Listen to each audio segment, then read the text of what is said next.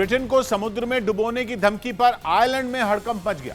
2 दिन पहले रूस के सरकारी न्यूज चैनल ने यह धमकी दी थी कि अगर पुतिन की सेना चाहे तो वो ब्रिटेन पर ऐसा हमला कर सकती है जिससे ब्रिटेन के नजदीक समुद्र में सुनामी जैसी भयानक लहरें उठेंगी, जो इतनी विकराल होंगी कि पूरा ब्रिटेन उन लहरों में डूब जाएगा। यही नहीं, रूसी चैनल ने इस संभावित हमले को ग्राफिक्स के जरिए दिखाने की भी कोशिश की थी। इस दौरान आयरलैंड भी उन लहरों में डूबा नजर आया। इसी के बाद इंग्लैंड के पड़ोसी देश आयरलैंड में हड़कंप मच गया। वहां के लोग ही नहीं बल्कि कई नेताओं को भी इस धमकी का डर सताने लगा, लेकिन बताया गया कि वहां की सरकार ने इसे गंभीरता से नहीं लिया। जिसके बाद आयरलैंड के एक बड़े नेता बिली केलेहर, जो यूरोपीय संसद के भी सदस्य हैं, उन्होंने ट्वीट कर इस पर एक्शन लेने की मांग की। उनके मुताबिक रूस का न्यूज चैनल अगर इस तरह धमकी दे रहा है तो इसका मतलब यह है कि वो पुतिन के हवाले से ही दी गई धमकी है।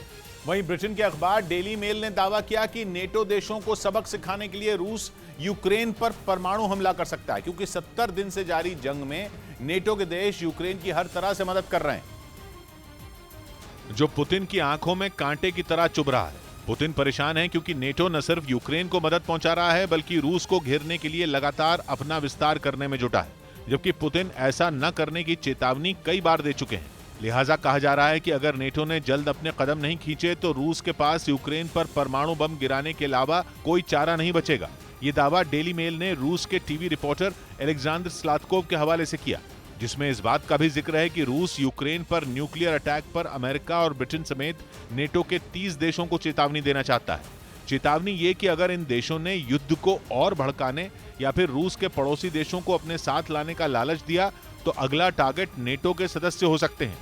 हाल ही में रूस ने अपनी सबसे ताकतवर सर्मात मिसाइल का परीक्षण करके पूरी दुनिया को चौंका दिया, क्योंकि उनके टारगेट पर केवल अमेरिका नहीं बल्कि यूरोप के कई देश हैं, जिनकी और अगर ये मिसाइल दाग दी गई तो पल भर में तबाह हो जाएंगे।